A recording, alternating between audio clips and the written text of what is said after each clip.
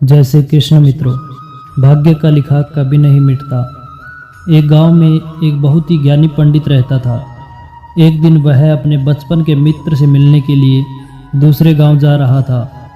उसका मित्र बचपन से ही गूंगा और एक पैर से अपाहिज था। उसके मित्र का गांव काफ़ी दूर था। रास्ते में कई छोटे छोटे गांव पड़ते थे।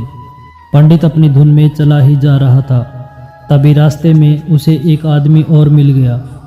वह भी पंडित के साथ साथ चलने लगा। पंडित ने सोचा, चलो अच्छा ही हुआ, साथ साथ चलने से सफ़र जल्दी कट जाएगा। चलते चलते पंडित ने उस आदमी से उसका नाम पूछा, तो उस आदमी ने अपना नाम महाकाल बताया। पंडित को यह नाम थोड़ा अजीब सा लगा, पर पंडित ने नाम के विषय में कुछ पूछना उचित नहीं समझा। दोनों धीरे धीरे साथ में चल ही रहे थे, तभी रास्ते में एक गांव आया। तो महाकाल ने पंडित से कहा, तुम आगे चलो, मुझे इस गांव में एक संदेशा देना है, मैं तुमसे आगे मिलता हूँ। पंडित ने कहा, ठीक है, और वह आगे की ओर चल दिया। तभी गांव में खबर फैली कि एक व्यक्ति को भैंसे ने मार दिया है। जैसे ही भैंसे ने उस व्यक्ति को मारा, ठीक थोड़ी ही देर में महाकाल वापस आ गया। फिर चलते चलते दोनों दूसरे गांव के बाहर पहुंचते हैं। यहाँ पर एक छोटा सा मंदिर बना हुआ था और ठहरने की व्यवस्था भी अच्छी लग रही थी। पंडित के मित्र का गांव भी वहाँ से अभी काफ़ी दूर था और रात्रि भी होने वाली थी। तो पंडित ने महाकाल से कहा, रात्रि होने वाली है, पूरा दिन चलते चलते थकान भी लग रही है और भूख भी लगी है, हम यहीं भोजन करके आराम कर लेते हैं, कल सुबह आराम से आगे का सफ़र करेंगे। महाकाल ने कहा, ठीक है, मुझे इस गांव में किसी को कोई ज़रूरी सामान देना है, तुम खाना खाकर आराम करो, मैं बाद में आकर खा लूँगा। इतना कहकर वह वहाँ से चला गया।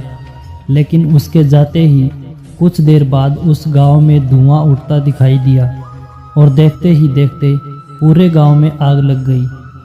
पंडित ने आश्चर्य से सोचा कि यह महाकाल जहाँ भी जाता है वहाँ किसी न किसी तरह की हानि जरूर हो जाती है, कुछ तो गड़बड़ है। लेकिन पंडित ने रात्रि में महाकाल से इस बात का कोई जिक्र नहीं किया। सुबह दोनों ने फिर अपने गंतव्य की ओर चलना प्रारंभ कर दिया। कुछ ही देर में फिर एक गांव आया। तो महाकाल ने फिर पंडित से कहा, आप आगे चलते जाइए, मैं कुछ देर में आपको मिलता हूँ, मुझे इस गांव में भी कुछ ज़रूरी काम है, मैं काम करके आपसे आगे मिलता हूँ। यह कहकर महाकाल जाने लगा। लेकिन इस बार पंडित आगे नहीं बढ़ा, बल्कि वहीं खड़ा होकर महाकाल को देखता रहा कि अब वह कहाँ जाता है और क्या करता है। तभी लोगों की आवाज़ें सुनाई देने लगी कि किसी व्यक्ति को सांप ने काट लिया है और वह मर गया है। ठीक उसी समय महाकाल फिर से उस पंडित के पास पहुंच गया। लेकिन इस बार पंडित को सहन नहीं हुआ। उसने महाकाल से पूछ ही लिया कि तुम जिस गांव में जाते हो वहाँ कोई ना कोई नुकसान ज़रूर हो जाता है, क्या तुम मुझे बता सकते हो ऐसा क्यों हो रहा है? तो महाकाल ने जवाब दिया, पंडित जी, आप तो मुझे बहुत बड़े ज्ञानी मालूम होते हैं, इसलिए मैं आपके साथ चलने लगा था, क्योंकि ज्ञानियों का संग बहुत अच्छा होता है, परंतु आप अभी तक समझ नहीं पाए कि मैं कौन हूँ। पंडित ने कहा, मैं समझ गया हूँ, लेकिन मुझे कुछ शंका है, अगर आप ही अपना उपयुक्त परिचय दे दें तो मुझे शंका नहीं होगी। महाकाल ने जवाब दिया, मैं यमदूत हूँ और यमराज की आज्ञा से उन लोगों के प्राण हरण करता हूँ जिनकी आयु पूर्ण हो चुकी है। हालांकि पंडित को पहले से ही इस बात की शंका थी, फिर भी महाकाल के मुंह से सुनकर पंडित घबरा गया। लेकिन फिर से हिम्मत करके पूछा, अगर ऐसी बात है और तुम सचमुच यमदूत हो तो बताओ अगली मृत्यु किसकी है? यमदूत ने जवाब दिया, अगली मृत्यु तुम्हारे उसी मित्र की है जिससे तुम मिलने जा रहे हो, और उसकी मृत्यु का कारण भी तुम ही बनोगे। यह बात सुनकर पंडित सहम सा गया। पंडित सोच में पड़ गया कि यदि वास्तव में यह यमदूत हुआ तो उसकी बात भी सही होगी। मेरे कारण मेरे बचपन के सबसे अच्छे मित्र की मृत्यु हो जाएगी, इसलिए अच्छा यही होगा कि मैं अपने मित्र से मिलने ही ना जाऊं। कम से कम मैं तो उसकी मृत्यु का कारण नहीं बनूंगा। महाकाल ने कहा, तुम जो सोच रहे हो वह सब मुझे पता है, मगर तुम्हारे अपने मित्र से मिलने ना जाने से नियति नहीं बदल जाएगी। तुम्हारे मित्र की मृत्यु निश्चित है और वह अगले कुछ ही क्षणों में घटित होने वाली है। महाकाल के मुंह से ऐसी बातें सुनकर पंडित को झटका सा लगा, क्योंकि महाकाल ने उसके मन की बात जान ली थी, जो कि एक साधारण व्यक्ति के लिए संभव नहीं है। अब तो पंडित को विश्वास हो गया कि यह महाकाल सच में ही यमदूत है। वह अपने मित्र की मृत्यु का कारण न बने, इसलिए पंडित पीछे की ओर मुड़ा और अपने गांव की ओर जाने लगा। परंतु जैसे ही पंडित मुड़ा, उसका मित्र तेजी से उसकी ओर आता हुआ दिखाई दिया, जो पंडित को देखकर अत्यंत प्रसन्न दिख रहा था। अपने मित्र के आने की गति को देखकर पंडित को ऐसा लगा जैसे कि उसका मित्र काफ़ी समय से उसके पीछे ही आ रहा है, लेकिन वह बचपन से ही गूंगा था और पैर से अपाहिज था, इसलिए ना तो वह पंडित के पास पहुंच पा रहा था और ना ही पंडित को आवाज़ दे पा रहा था। लेकिन जैसे ही वह पंडित के पास पहुंचा, अचानक उसकी मृत्यु हो गई। पंडित हक्का बक्का होकर महाकाल की ओर देखने लगा, जैसे कि वह पूछना चाह रहा हो कि आखिर क्या हुआ। महाकाल पंडित के मन की बात समझ गया और बोला, तुम्हारा मित्र पिछले गांव से तुम्हारे पीछे पीछे आ रहा था, लेकिन वह अपाहिज और गूंगा होने की वजह से तुम तक नहीं पहुंच सका। उसने अपनी संपूर्ण ताकत लगाकर तुम तक पहुंचने की कोशिश की, लेकिन बुढ़ापे में बचपन जैसी ताकत नहीं होती, इसलिए हृदय आघात के कारण तुम्हारे मित्र की मृत्यु हो गई, क्योंकि तुमसे मिलने के लिए अपनी गति की सीमा को लांघते हुए वह तुमसे मिलने के लिए पीछे पीछे भाग रहा था, इसलिए अपने मित्र की मृत्यु का कारण तुम ही बने। अब पंडित को विश्वास हो चुका था कि सचमुच यह महाकाल एक यमदूत है और उसका कार्य जीवों के प्राणों को हरना है। पंडित एक ज्ञानी व्यक्ति था, इसलिए यह भी जानता था कि मृत्यु पर किसी का बस नहीं चलता। सभी जीवों को एक ना एक दिन मरना ही है। यही सोचकर उसने अपने आप को संभाल लिया। लेकिन अचानक पंडित के मन में स्वयं की मृत्यु के बारे में जानने की इच्छा हुई, इसलिए उसने महाकाल से पूछा, जब मृत्यु मेरे मित्र की होनी थी तो तुम शुरू से ही मेरे साथ क्यों चल रहे थे? महाकाल ने जवाब दिया, मैं तो सभी के साथ चलता हूँ और हर क्षण चलता रहता हूँ, किंतु लोग पहचान नहीं पाते, क्योंकि लोगों के पास अपनी समस्याओं के अलावा किसी और व्यक्ति, वस्तु या घटना के संदर्भ में सोचने, समझने और देखने का समय ही नहीं होता। पंडित ने कहा, क्या तुम बता सकते हो कि मेरी मृत्यु कब और कैसे होगी? तो महाकाल ने कहा, हालांकि किसी सामान्य जीव को यह जानना ठीक नहीं है, क्योंकि कोई भी जीव अपनी मृत्यु के बारे में जानकर दुखी ही होता है, लेकिन तुम ज्ञानी प्रतीत होते हो और अपने मित्र की मृत्यु को तुमने जितनी आसानी से सहन कर लिया है, उसे देखकर लगता है कि तुम अपनी मृत्यु के बारे में जानकर भी दुखी नहीं होंगे। इसलिए मैं तुम्हें बता देता हूँ, तुम्हारी मृत्यु आज से ठीक 6 महीने बाद आज के ही दिन किसी दूसरे राज्य में फांसी लगने से होगी। और सबसे आश्चर्य की बात यह होगी कि तुम स्वयं खुशी से फांसी को स्वीकार कर लोगे। इतना कहकर महाकाल जाने लगा, क्योंकि महाकाल का पंडित के साथ चलते रहने का अब कोई कारण नहीं था। पंडित भी अपने मित्र की यथाशक्ति कर्म कांड करके अपने गांव चला गया। लेकिन कोई व्यक्ति कितना भी ज्ञानी क्यों ना हो, अपनी मृत्यु की बात सुनकर दुखी तो होता ही है और मृत्यु से बचने के लिए कुछ ना कुछ करता ही है। तो पंडित ने भी किया। पंडित विद्वान था, इसलिए उसकी ख्याति उस राज्य के राजा तक थी। उस पंडित ने सोचा कि राजा के पास तो कई ज्ञानी मंत्री हैं, वे मेरी मृत्यु से संबंधित समस्या का कोई ना कोई हल निकाल ही लेंगे। पंडित यह सोचते हुए राज दरबार में पहुंच जाता है और उसने वहां जाकर राजा को सारा वृतांत सुनाया। राजा ने यह बात अपने मंत्रियों को बताई और उनसे सलाह मांगी।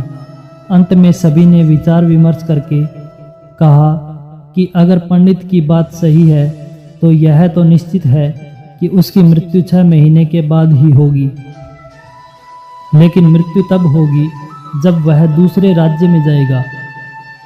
यदि वह दूसरे राज्य में जाएगा ही नहीं तो मृत्यु भी नहीं होगी। मंत्रियों की यह सलाह राजा को भी ठीक लगी। बहुत सोच समझकर राजा ने पंडित के रहने की व्यवस्था महल में ही कर दी और राजा के आदेश के बिना उस पंडित से किसी को भी मिलने नहीं दिया जाता था। लेकिन पंडित कहीं भी आ जा सकता था ताकि पंडित को यह ना लगे कि वह राजा की कैद में है। परंतु पंडित डर के कारण स्वयं ही कहीं आता जाता नहीं था। धीरे धीरे पंडित की मृत्यु का समय नज़दीक आने लगा और वह भी दिन आ गया जिस दिन पंडित की मृत्यु होने वाली थी। पंडित अपनी मृत्यु को लेकर बहुत चिंतित था, इसलिए उस दिन पंडित डर के मारे जल्दी ही सो गया ताकि जल्दी से वह रात बीत जाए और अगला दिन आ जाए तो मृत्यु टल सके। लेकिन पंडित को स्वयं नींद में चलने की बीमारी थी और इस बीमारी के बारे में वह स्वयं भी नहीं जानता था। अतः राजा के किसी वैद्य को बताने का तो प्रश्न ही नहीं उठता। उसी रात पंडित को नींद में चलने का दौरा पड़ा। वह उठा और जेल से निकलकर अस्तबल में गया। पंडित राजा का खास मेहमान था, इसलिए किसी पहरेदार ने भी उसे नहीं रोका और न ही किसी तरह की पूछताछ की। अस्तबल में पहुंचकर वह सबसे तेज चलने वाले घोड़े की पीठ पर सवार होकर नींद में ही राज्य की सीमा के बाहर दूसरे राज्य में चला गया। इतना ही नहीं, वह दूसरे राज्य के राजमहल पहुंच गया और उस महल के पहरेदार ने भी उसे नहीं रोका और न ही कोई पूछताछ की। सभी लोग रात्रि के अंतिम प्रहर होने के कारण नींद में थे और वह पंडित सीधे राजा के शयन कक्ष में पहुंच गया जहां राजा और रानी सो रहे थे। वहां पंडित भी जाकर लेट गया। सुबह हुई तो राजा ने पंडित को रानी के बगल में सोया हुआ देखा, जिससे राजा बहुत क्रोधित हुआ और पंडित को गिरफ्तार कर लिया। पंडित को तो कुछ समझ में ही नहीं आ रहा था कि आखिर दूसरे राज्य में और राजा के शयन कक्ष में वह कैसे पहुंच गया। लेकिन वहां यह सब सुनने वाला कौन था। राजा ने पंडित को दरबार में हाजिर करने का हुक्म किया। कुछ समय बाद पंडित को दरबार में लाया गया। कुछ समय बाद राजा का दरबार लगा, जहां राजा ने पंडित को देखा और देखते ही क्रोधित होकर पंडित को फांसी पर चढ़ा देने का आदेश सुना दिया। फांसी की सजा सुनकर पंडित कांप गया। फिर भी कुछ हिम्मत कर उसने राजा से कहा कि मैं यह नहीं जानता हूँ कि मैं राजमहल में कैसे पहुँचा और यह भी नहीं जानता हूँ कि मैं आपके शयन कक्ष में कैसे आया और आपके राज्य के किसी पहरेदार ने मुझे रोका क्यों नहीं। लेकिन मैं इतना जानता हूँ कि आज मेरी मृत्यु होनी थी और अब सच में होने जा रही है। राजा को यह बात थोड़ी अटपटी लगी। उसने पूछा, तुम्हें कैसे पता कि आज तुम्हारी मृत्यु होनी ही है? तुम कहना क्या चाहते हो? राजा के इस सवाल के जवाब में पंडित ने महाकाल से मिलने की कहानी बता दी और कहा कि महाराज, मेरा क्या किसी भी सामान्य व्यक्ति में इतना साहस नहीं कि राजा के शयन कक्ष में राजा की उपस्थिति में रानी के पास चला जाए और सो जाए। राजा को पंडित की बात में थोड़ी सत्यता दिखाई दी, परंतु उसने सोचा यह मृत्यु से बचने के लिए महाकाल और अपनी मृत्यु की भविष्यवाणी का बहाना बना रहा है। इसलिए राजा ने पंडित से कहा, यदि तुम्हारी यह बात सत्य है और आज तुम्हारी मृत्यु का दिन है जैसा कि तुम्हें महाकाल ने कहा था, तो तुम्हारी मृत्यु का कारण मैं नहीं बनूंगा। लेकिन अगर यह बात झूठी निकली तो निश्चित ही आज तुम्हारी मृत्यु का दिन होगा, क्योंकि पड़ोसी राज्य का राजा उसका मित्र था। उसने तुरंत सैनिकों के हाथ दूसरे राज्य के राजा को पत्र भेजा और पंडित की बात की सत्यता का प्रमाण मांगा। शाम तक भेजे गए सैनिक वापस लौटे और उन्होंने बताया, महाराज, पंडित जो कह रहा है वह पूर्णतया सत्य है। दूसरे राज्य के राजा ने पंडित को रहने के लिए अपने ही महल में संपूर्ण व्यवस्था कर रखी थी और पिछले 6 महीने से पंडित राजा का मेहमान था।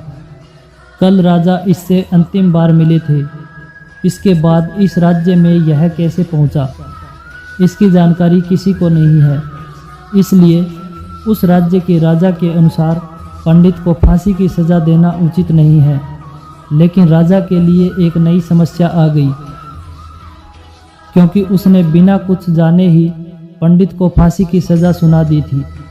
इसलिए अगर दंड फांसी नहीं दिया जाए तो राजा के कथन का अपमान हो जाएगा, और अगर राजा के द्वारा दी गई सज़ा का मान रखा जाए तो पंडित की बिना वजह ही मृत्यु हो जाएगी। राजा ने अपने सभी मंत्रियों से इस बारे में चर्चा की। सभी मंत्रियों ने सुझाव दिया कि महाराज, पंडित को एक कच्चे सूत से फांसी लगवा दें। इससे आपके कथन का भी मान रह जाएगा और कच्चे सूत के धागे से पंडित को भी फांसी नहीं लगेगी और उसके प्राण बच जाएंगे। राजा को यह सुझाव अच्छा लगा। उसने ऐसा ही आदेश सुना दिया। पंडित के लिए कच्चे धागे के सूत का फांसी का फंदा बनाया गया और नियम के अनुसार पंडित को फांसी पर चढ़ाया जाने लगा। सभी लोग खुश थे कि ना तो पंडित मरेगा और ना ही राजा का वचन झूठा पड़ेगा।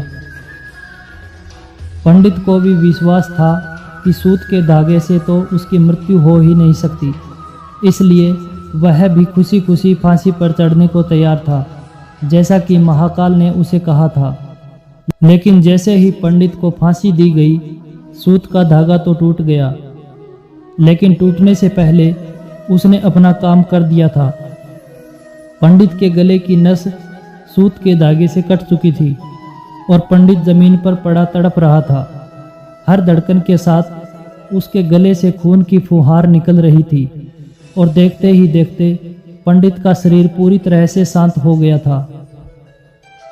सभी लोग आश्चर्यचकित थे, पंडित को मरते देख रहे थे। किसी को भी विश्वास नहीं हो रहा था कि इस कमजोर से धागे से किसी की मृत्यु हो सकती है, लेकिन घटना घट चुकी थी। नियति ने अपना काम कर दिया था।